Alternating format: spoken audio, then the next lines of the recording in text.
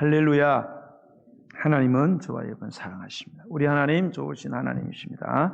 전후자를 바라보시면서 주의 이름으로 환영하고 축복하겠습니다. 네. 할렐루야. 네, 바울은 27권의 신약 성경 가운데 13권의 서신서를 썼습니다. 책을 썼어요. 히브리서까지 그의 책으로 온다면 14권을 썼어요. 굉장한 사람이죠. 그런데 이 바울의 책에 구조적인 특징이 있어요. 그게 뭔가 하면은 항상 그 글을 쓸 때의 앞부분은 믿음에 대해서 이야기를 씁니다. 그리스도인은 무엇을 믿는 사람인가? 무엇을 믿어야 되는 사람인가? 또 그리스도인은 무엇을 아는 사람인가? 또 무엇을 알아야 하는 사람인가? 이렇게 항상 앞쪽에는 믿음, 지식, 교리에 대해서 이야기를 하고요. 그 다음에 거기에 상응하는 삶, 그리고 실천에 대해서 말을 해요. 이런 믿음이 있다면, 이런 지식을 알고 있다면, 이런 교리를 알고 있다면 그만 합당한 삶을 뭔가 어떻게 살 거냐라고 도전을 합니다. 에베소서도 이 구조에서 벗어나지 않아요. 에베소서는 6장으로 되어 있어요. 1장과 3장은 믿음과 지식과 알에 대해서, 교리에 대해서 이야기하고요. 그 다음에 4장, 5장, 6장은 바로 삶에 대해서 어떻게 살 거냐, 실천적인 부분을 이야기를 하고 있습니다. 그런데 흥미로운 것은 뭐냐면 이렇게 전반부의 부분이 끝나고 이제 후반부의 부분으로 넘어갈 때, 그게 에베소든 로마서든 골로새서든지 상관없이 후반부가 시작이 될 때에 시작되는 단어가 항상 똑같아요. 예. 항상 똑같은 단어를 써서 후반부로 넘어갑니다. 그게 혹시 여러분 뭔지 아세요? 네. 우리 에베소 같은 경우는 4장이 되겠죠. 로마서 같은 경우는 11장까지 구원의 교리에 대해서 이야기하고 12장에 시작되는 단어, 바로 그러므로라는 접속사입니다. 상관 접속사를 사용을 하고 있어요. 항상 똑같습니다. 무슨 말인가요? 앞의 내용과 연결되어 있다, 그런 뜻입니다. 성경에서 말하는 핵심은 그리스도인의 지식은, 그리스도인의 믿음은 반드시 삶과 연결이 되어야 된다.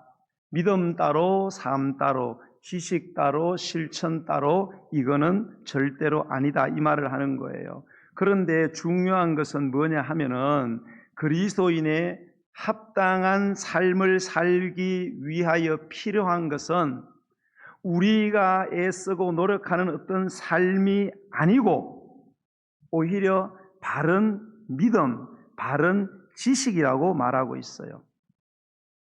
아무리 열심히 살고 노력을 해도 믿음이 왜곡되어 있으면 삶이 병들게 되고, 하나님에 대한 지식이 왜곡되어 있으면 절대로 바른 삶을 살아갈 수가 없다는 거예요. 아무리 내가 노력하고 아무리 선하게 다짐하고 결단한다 할지라도 내 믿음이 잘못되었어요. 말씀에 대한 믿음이죠. 지식이 잘못되었어요. 그러면 그 삶은, 그 실천은 왜곡된 것이다. 아무리 열심히 노력해도 그거는 잘못된 거다. 많은 분들 가운데 하나님을 무서운 분으로 많이 생각합니다.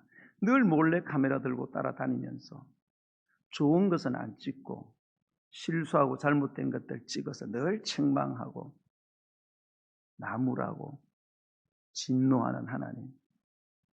하나님과 동행하는 게 불편한 거예요.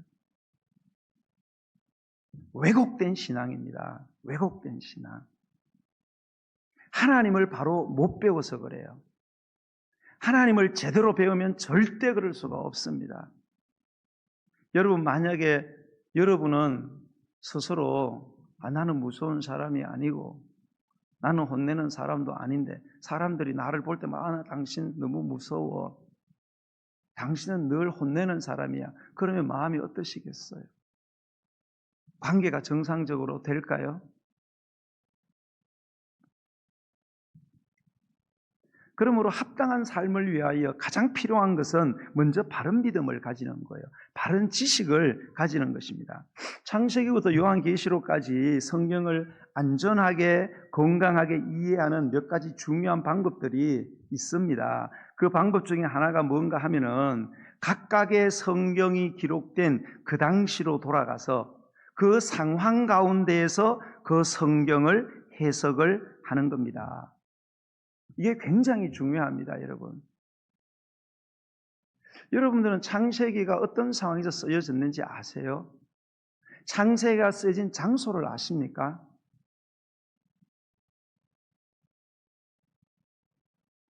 성경에 많은 책들이 있습니다. 어떤 상황에서 쓰여졌는가? 그 상황을 알아야 그 성경을 정확하게 이해를 할 수 있어요. 바른 지식을 갖고 있다 이 말입니다. 그래서 여러분 로마서가 쓰인 상황하고 야고보서가 쓰인 상황은 다릅니다. 로마서에도 믿음을 강조합니다. 야고보서도 믿음을 강조해요. 믿음이 없이는 죽은 믿음이다 이런 말까지 하잖아요. 야고보서가. 그럼 상황이 달라요. 상황이 다르기 때문에 같은 단어 믿음을 쓰지만 뜻은 완전히 달라요. 로마서의 믿음은 예수 그리스도를 믿어 구원받는 믿음을 말하는 거예요. 야고보서는 예수 그리스도를 믿어 구원받는 믿음을 이야기하는 게 아니에요. 구원받은 사람이 하나님의 성품에 대한 믿음을 이야기하는 거예요. 루터는 그거를 몰랐죠. 그래서 루터는 야고보서를 지푸라기 복음이라 그랬어요. 잘못 이해한 거죠. 상황을 이해하는데 루터가 실패를 한 거예요. 그래서 각각의 성경이 쓰인 그 상황으로 돌아가서 성경을 이해하고 바른 지식을 가지면 절대로 이단에 빠지지 않습니다. 이단에 왜 빠지는 거예요? 상황을 고려하지 않습니다. 우리의 상황에서 전부 다 해석을 해요. 그러니까 666 그러니까 바코드 이게 무슨 황당무계한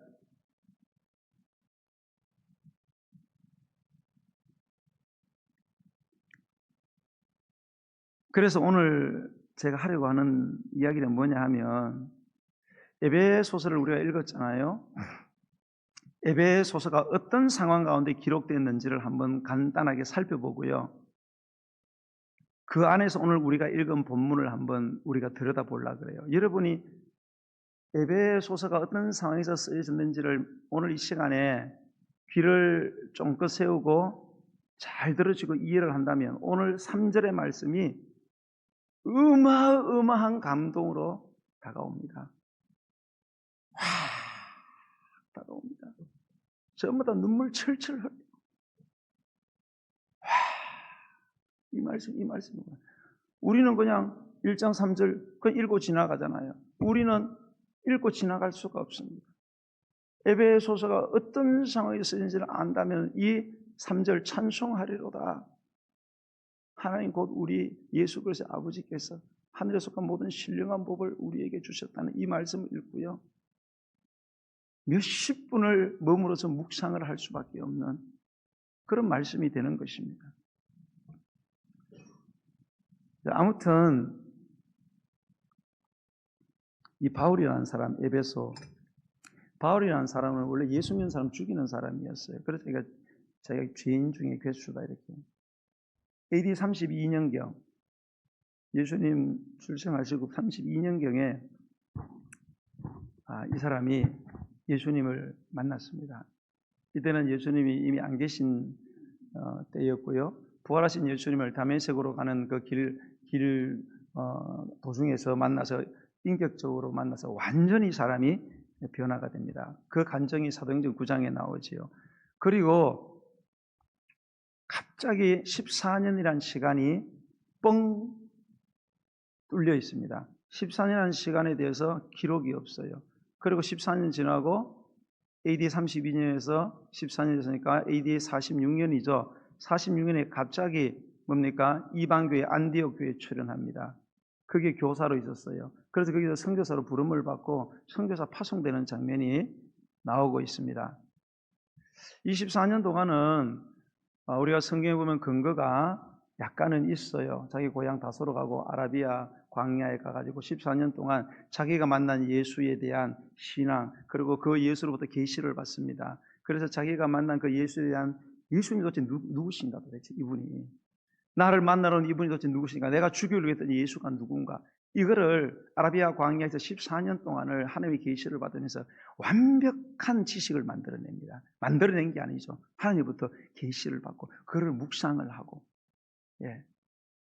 그리고 이 말씀대로 우리는 어떻게 살아갈 건가, 이런 정말로 바울을 바울되게 했던 그 시간이 바로 14년에 가려진 그 시간이었어요. 어쨌든 우리가 생각하면은 야, 하나님 좀 바보 같다 이런 생각 들 수 있어요. 막 하나님 만나고 은혜 받고 막 펄펄펄펄 막 끓을 때 그때 사역을 시키지. 예? 우리 보통 그렇잖아요. 막 은혜 받고 막 이렇게 되면 막 덤벼들어서 이것저것 막 다 합니다. 그 하나님은 그렇게 일 시키지 않습니다. 여러분 그렇게 일도 하지 마세요. 예. 하여튼 뭡니까? 펄펄 끓는 냄비는 빨리 가라앉기도 하더라고요. 하나님은 꼭 펄펄 끓을 때 내려놓고 준비를 시켜요. 그게 하나님 방법이에요. 그래서 일할 수 있는 역량을 키우는 겁니다. 바울은 그렇게 14년 동안 준비를 해서 AD 46년부터 AD 57년까지 11년 동안, 준비한 시간은 14년이에요. 11년 동안 1차, 2차, 3차 전도 여행을 합니다. 전도 여행을 하면서 어마어마한 어려움을 겪습니다. 그런데 그 어마어마한 어려움을 다 겪으면서도 바울은 한 번도 아유, 하나님 너무하십니다. 하나님 너무하십니다. 어떻게 나한테 이럴 수 있습니까, 하나님? 한 번도 이야기를 하지 않습니다. 왜요? 14년 동안을 사역을 위한 준비를 해놨거든요. 하나님을 바로 알았거든요. 예수님이 누군지 바로 알고, 내가 받은 구원이 어떤 싸구려 은혜가 아니라 얼마나 엄청난 값이 지불된 구원인지 알았기 때문에 바울은 그런 소리 안 했습니다. 여러분, 이 11년 동안 전도 여행하면서 주로 다닌 데가 지금의 튀르키예지요. 그리고 마케도냐, 지금 그리스의 북부, 아가야, 그리스의 남부 지역을 3번 왕복을 했습니다. 이건 사실 불가능합니다. 11년 동안 거의 도보로 다녔거든요. 배가 바다가 있을 때는 배를 탔지, 뭐 말을 타고 다녔다든지 그런 게 한 번도 안 나옵니다. 도보로. 그런데 이 기간 동안 그에게 어떤 일이 벌어졌을까요? 11년 동안. 14년을 준비하고 주님을 위해서 살든지 주를 위해서 산다고 했던 이 바울에게 어떤 일이 벌어졌느냐, 그거를 간략하게 요약해 놓은 책이 있어요. 이게 고린도 후서에 보면 나와요. 고린도 후서 11장 24절로 27절을 보면 이 말씀을 한번 들어보세요. 이 11년 동안 어떤 일이 하는지. 유대인들에게 40에서 하나 감한 매를 5번 맞았으며 3번 태장으로 맞고 1번 돌에 맞고 3번 파선하고 일주일을 깊은 바다에서 지냈으며 여러 번 여행하면서 강의 위험, 강도의 위험, 동족의 위험, 이방인의 위험, 시내의 위험. 시내는 강이 아니에요. 시내. 도시에 들어가서 도시에서 당한 그런 위험, 광야의 위험, 바다의 위험, 거짓 형제 중에 위험을 당하고 또 수고하며 여러 번 애쓰고 자지 못하고 줄이고 목마르며 여러 번 굶고 춥고 헐벗었다. 여러분, 이러면 예수님 믿으시겠어요, 여러분? 예수 믿은 결과가 이거예요. 예수님 믿으시겠어요? 첫 번째, 40에 감한 매를 5번. 40에 감한 매는 법정에서 쓰는 용어예요. 40은 사형을 의미합니다. 안 죽을 때까지 때린다, 그런 뜻입니다. 그런데 전성에 의하면 30대 이상 맞으면 거의 다 죽습니다. 그런데 바울은 39대까지 맞았어요. 어떤 걸로 때린지 아세요?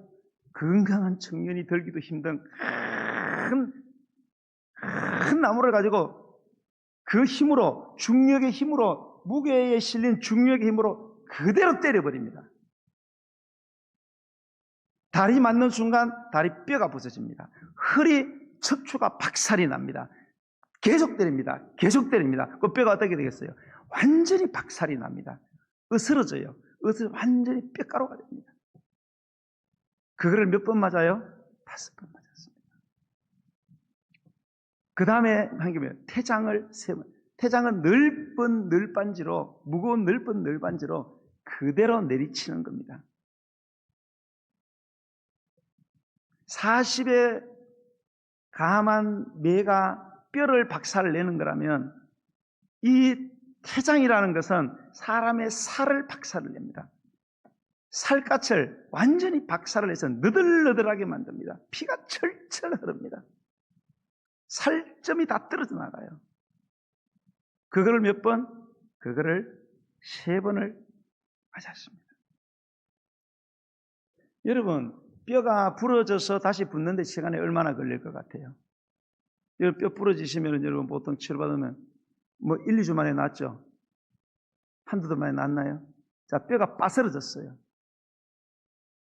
뼈가 빠스러지면 얼마나 것 같아요? 보통 연도 넘기면 연도 넘겨. 11년 동안 이걸 5번 맞았습니다. 그 11년에 태장을 또 3번 맞았어요. 중복이 됐을 것 같아요? 안 됐을 것 같아요? 당연히 중복이 됐겠죠. 뼈가 다 박살이 난 데다가 태장을 뒷때리고, 사람들이, 아직도 덜 나았어요. 그러면 태장은 한 2달 뒤로 미룰게요. 그랬을 것 같아요? 때린 데 또 때리고, 깐 데 또 까고, 계속 때리는 겁니다. 이건 만신창이가 된 거죠.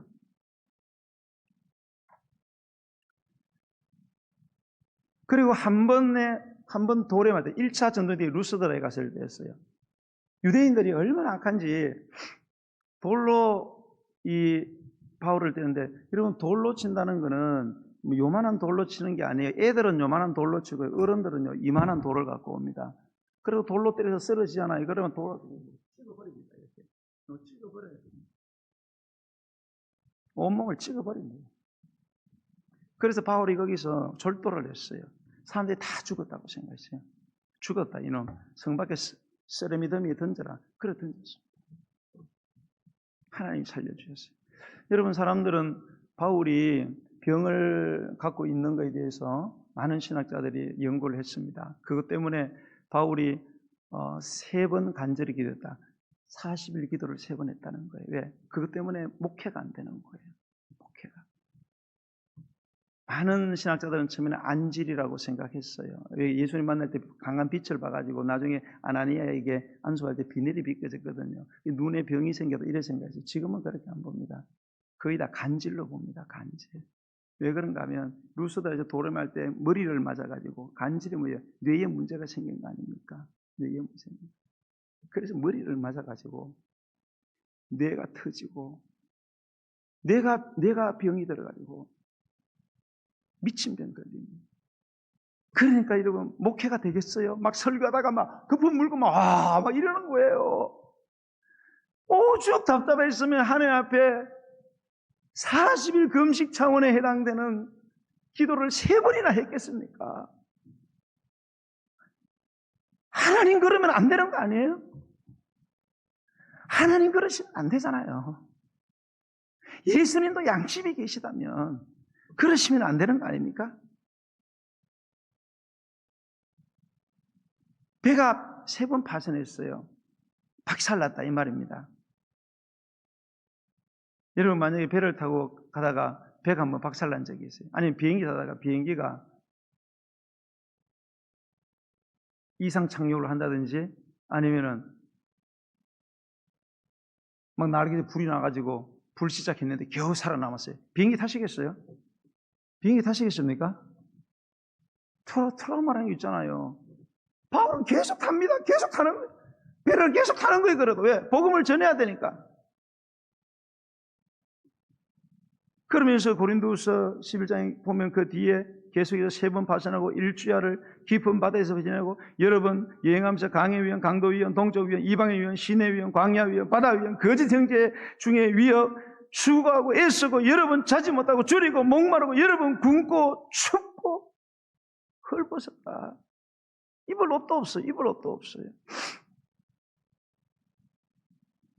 11년 동안 이 모든 어려움들이 있었습니다. 그러니까 사도 바울의 11년의 기간, 예수 믿고 한번 주를 위해 살아가겠다. 한 번도 편할 날이 없었다 이 말이에요. 단 한 번도 편할 날이 없었다.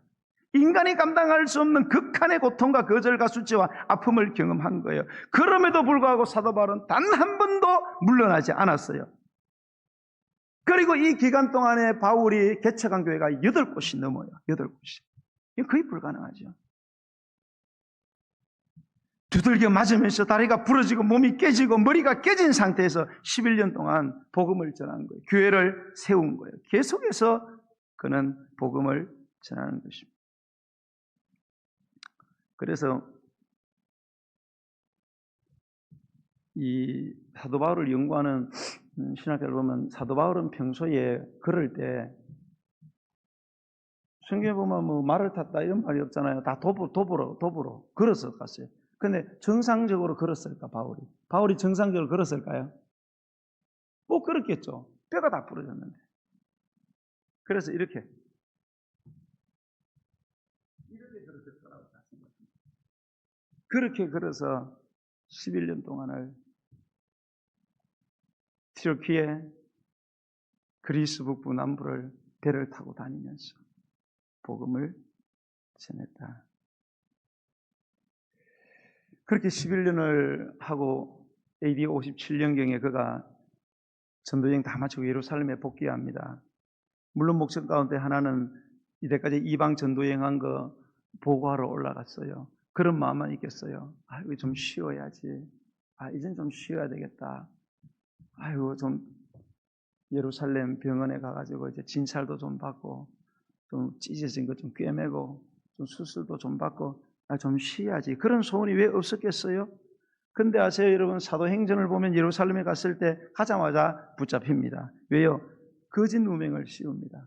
있지도 않은 이야기를 만들어가지고 사도 바울이 이방인 데리고 성전에 들어갔다 저거 죽여야 된다.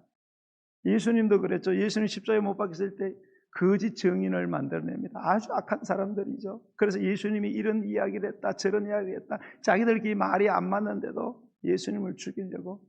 그래서 거기에서 거짓 고소로 잡히게 됩니다. 그래서 감방에 들어가요. 예루살렘에서. 병원 한번 못 가보고 한번 쉬보지도 못하고 그렇게 있다가 거기서 하도 죽이려고 하니까 유대인들이 가이사라라는 곳으로 근방의 도시로 감옥으로 끌려갑니다. 그래서 2년 동안 감옥에 있다가 거기에 있는데도 유대인들이 악랄하게 죽이려고 암살하려고 하니까 할 수 없이 풀려날 수 있음에도 불구하고 하나님이 주신 아이디어를 가지고 유럽에 가서 로마에 가서 복음 전해야 되니까 스스로 죄인이 되어가지고 그래서 배 타고 로마로 들어가서 로마 감옥의 감방에 들어갑니다. 그 감방에서 썼던 책이 에베소서입니다. 그런 가장 고생을 다하고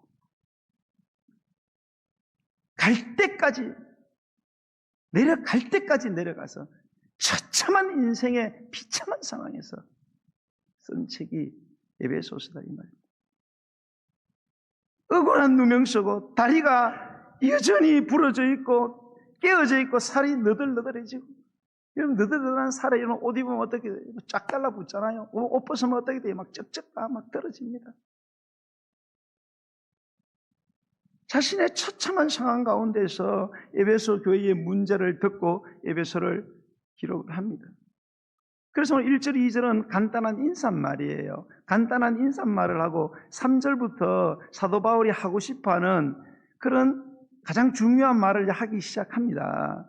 그런데 이 1장 3절의 첫 단어가 뭐냐? 사도 바울이 에베소 교인들에게 정말로 하고 싶은 말이에요. 온몸의 피투성이에요. 그런데 이 3절부터 이제 자기가 하고 싶어하는 본론인데 그 나오는 첫 번째 단어가 감옥 속에 있는 사람이 감옥 밖에 있는 사람에게 하고 싶어하는 가장 중요한 말이란 말입니다. 그 첫 번째 단어가 뭐예요? 뭐라고 돼 있어요? 찬송하리로다. 찬송하리로다. 이게 시제가 좀 불명확합니다. 우리나라 이 말의 동사가 시제가 이게 찬송했다는 건가, 찬송하려는 건가, 찬송하고 싶다는 건가 불명확해요. 헬라성과 영어 성경은 정확합니다. 이렇게 되세요. 지금 나는 하나님을 찬양합니다.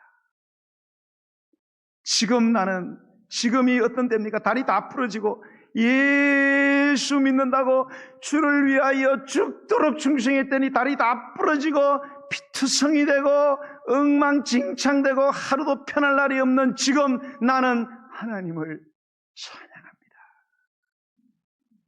이게 바울이 감옥 밖에 있는 에베소 교인들이 하고 싶어 했던 첫 번째 일언이었어요. 여러분, 어떻게 사람이 이럴 수 있습니까? 도대체 이 사람 어떤 사람이길래, 이렇게 감사할 수 있는 겁니까? 만일 바울이 우리 가운데 왔다면 여러분이 이런 바울 보고 뭐라고 물으시겠어요? 아이고, 바울, 정신 차려요. 당신이 하나님을 위해서 헌신하고 희생한 게 얼만데 하나님이 당신을 어떻게 대우를 했는데 지금 감사라니요? 원망되지 않습니까? 섭섭하지 않습니까? 분노가 치밀지 않으세요? 어떻게 당신에게 하나님이 이럴 수가 있습니까? 그렇게 묻지 않았겠어요? 그러면 바울이 우리에게 아마 되물을 겁니다. 에이, 이 정도 가지고 하나님을 원망합니까? 다리 하나 부러졌다고 하나님을 원망합니까? 예수 믿다가 살점 좀 떨어졌다고 에이, 그것 때문에 하나님을 원망합니까? 내가 그걸 아는데, 하나님이 나를 위하여 행하신 일을 아는데 이게 원망거립니까? 이게 그렇게 우리한테 오히려 되물을 겁니다.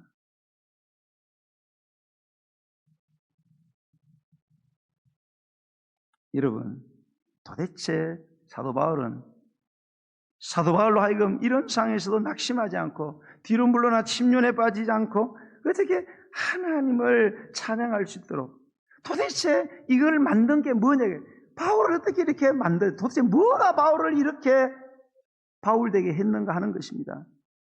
여러분, 그 비밀이 담겨있는데 그 비밀이 1절에서 14절까지 말씀이에요. 오늘 다 제가 그것을 해설하지는 않을 거예요. 1절과 14절 안에 그 내용이 들어있어요.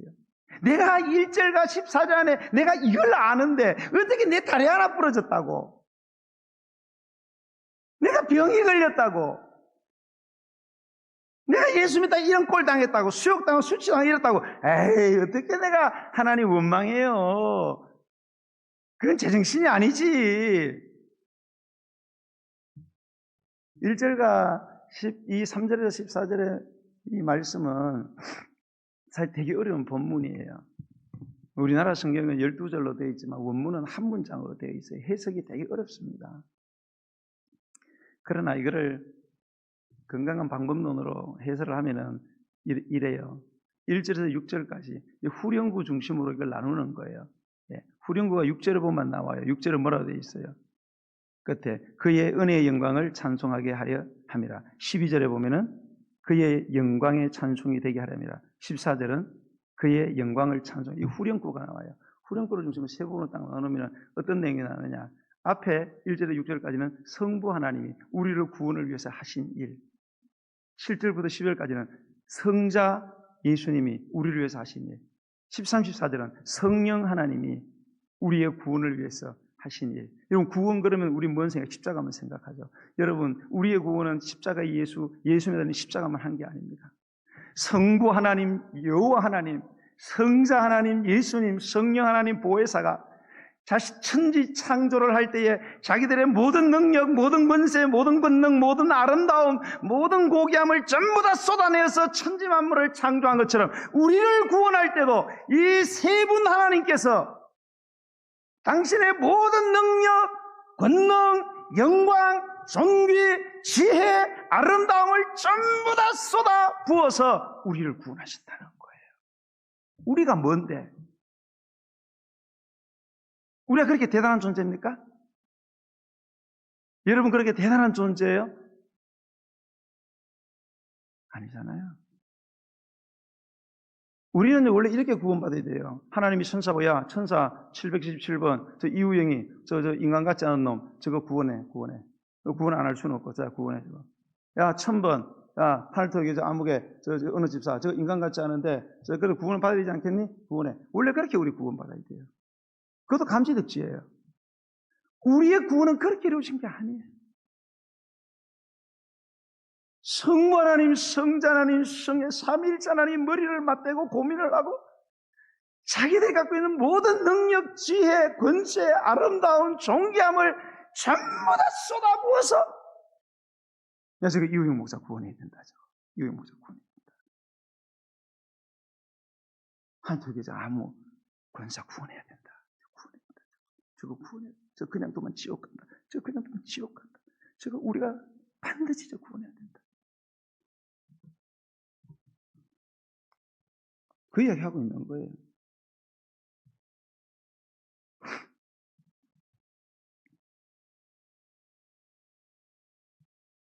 그런데 3절에서 성부 하나님이 나를 위해 구원을 하시기 위해 무엇을 하셨는가를 언급할 때 가장 먼저 그래서 나는 하나님을 찬송합니다. 나는 하나님을 찬송합니다 하고 난 후에 뒤에 하는 말이 무엇인지를 우리가 봐야 돼요. 한번 읽어보겠습니다. 3절 시작. 찬송하려다 하나님 곧 우리 주 예수 그리스도의 아버지께서 그리스도 안에서 하늘에 속한 모든 신령한 복을 우리에게 주시되. 이게 완전히 요약을 한 거예요.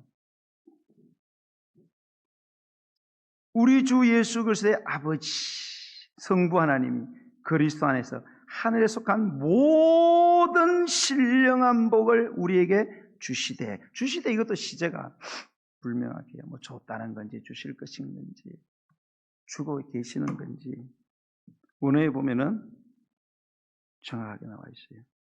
현재 완료되었습니다. 현재 완료형으로 되어 있어요. 이미 주셨다. 이미 주셨다. 하는 꼬라지 보고 주실 것도 아니고 주고 계시는 것도 아니고 이미 주셨다. 그리스도 안에서 그리스도를 믿는 자에게는 우리가 세상을 살아가는 데 필요한 하늘에 속해 있는 모든 신령한 복을 이미 주셨다. 할렐루야. 여러분 그리스도 안에 계십니까? 예수 그리스도를 믿으십니까? 그러면 우리가 살아가는 이 세상에 필요한 하늘에 있는 모든 신령한 복을 여러분에게 이미 주셨다는 사실을 믿으십시오. 믿으셔야 돼요. 우리의 믿음은 말씀을 믿는 것입니다. 이 진리를 정확하게 이해를 해야 돼요. 잘 들으세요. 이 말씀을 정확하게 이해해야 돼요. 그렇지 못하면 늘 복을 달라고만 하는 거예요. 하나님 복이 부족해. 하나님 복이 부족해요. 복 주세요. 내 인생의 어떤 문제 때문에, 재정적인 문제 때문에, 관계 문제 때문에, 질병의 문제 때문에 이 모든 문제가 복이 부족해서라고 생각해요. 그러니까 복을 주세요. 복을 주세요. 그러다가 복 달라고 하다가 죽어버리네. 이 진리를 모르면 그렇게 사는 거예요. 나는 내 인생은 왜 이렇게 허전해? 내 인생은 왜 이렇게 부족해? 남들은 아닌 것 같은데 성경은 그렇게 말하지 않습니다. 내가 이 땅에 살면서 필요한 하늘에 속한 모든 신령한 복은 하나님이 이미 우리에게 주셨다라고 선언해요. 선언. 설득시키는 게 아니고 내가 그렇게 했다. 여러분 이 진리가 깨달아지면 기도가 달라지는 겁니다. 복을 달라고 기도하는 것이 아니라 하나님 정말이에요? 에베소서 1장 3절의 말씀이 정말이에요? 나에게 이미 복을 주셨습니까? 그러면 기도가 어떻게 달라지는지 아세요? 복을 달라고 하는 것이 아니고 내 삶의 문제가 어떤 문제가 일어나든지 그 문제가 복의 부족함 때문이 아니고 기도가 어떻게 달라지냐? 하나님 감사합니다. 내게 이미 주신 복을 사용할 수 있도록 도와주세요. 이 복을 깨닫게 해주세요. 깨닫고 이 말씀을 누릴 수 있도록 순종할 수 있도록 도와주세요. 이렇게 표현하는 거예요. 우리 그런 기도를 안 해. 복만 달라고만 해.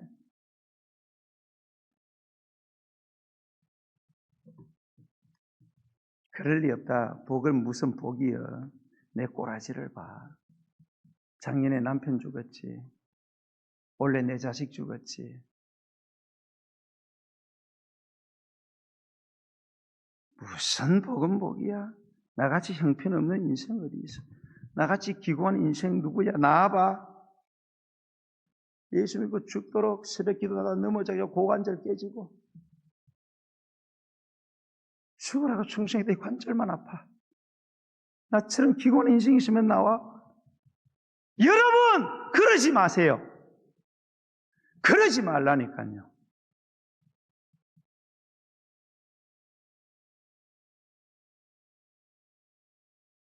새벽기도 갔다 오다가 고관절 부러진 것도 감사한 거죠.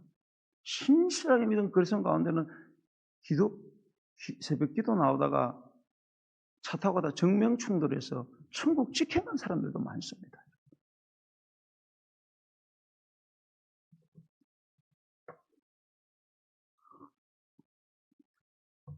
여러분 잘 들어보세요. 나중에 아마 이 땅에 사시다가 인생 끝내고 하나님 앞에 가시면은 이런 말씀 하시는 분들 있을 수도 있을 것 같아요. 그게 저일 수도 있겠죠. 가서 하나님 내가 하나님 믿느라고 얼마나 힘들은지 아세요? 내가 하나님 섬기느라고 얼마나 고생인지 아세요? 내 시간대로 못 썼고요. 내 돈대로 못 썼고요. 죽으라고 했더니 신장로 펼쳐 꽃길인 줄 알았는데 자갈밭도 아니고요. 가시밭길이. 하나님 그거 아세요? 하나님 알고 계세요? 내가 얼마나 힘든지 아세요? 그러면 주님이 아마 그러실 거예요. 그래 내가 안다. 내가 알지. 네가 나 때문에 얼마나 고생했는지 알지. 얼마나 눈물 흘렸는지 알지. 네가 11조 안 들었으면 주시겠으면 돈 번 거 내가 알지.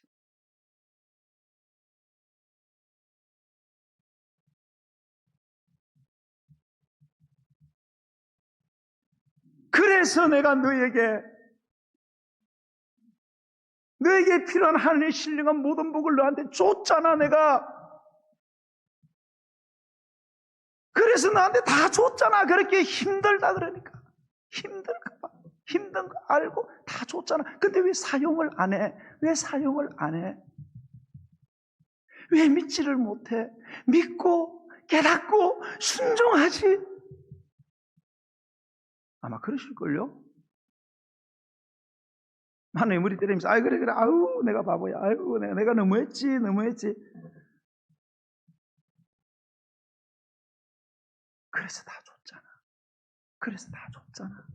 그래서 다 줬잖아 내가.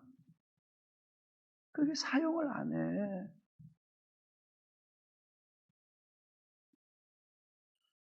성경은 우리에게 이미 우리의 삶에 필요한 모든 하늘에 속한 신령한 복을 이미 다 주셨다고 선언하고 약속하셨습니다. 믿으시나요? 여러분 깨달아졌으면 삶이 달라져야 되지 않을까요? 아, 나처럼 재수 없는 사람이 세상에 또 어디 있어? 나같이 불쌍한 사람이 있으면 나와봐. 여러분 그게 뭐예요? 그게 믿음이에요? 그건 믿음 없음이에요. 언제까지 우리가 그렇게 살 겁니까? 성경은 명확히 말하는 거예요. 그리스도 예수 안에서 하늘에 속한 모든 신령한 복을 이미 너희에게 주었다. 오늘 이 귀한 엄청난 진리를 누가 취하겠으며 누가 바울처럼 내 삶이 예수를 믿다가 생지옥 같다 할지라도 오 하나님 나는 지금 하나님 당신을 찬양합니다. 누가 이렇게 말씀하시겠습니까? 이런 귀한 은혜가 있기를 예수님의 이름으로 간절히 축원드립니다. 우리 찬양하면서 준비하신 예물을 하게 되겠습니다.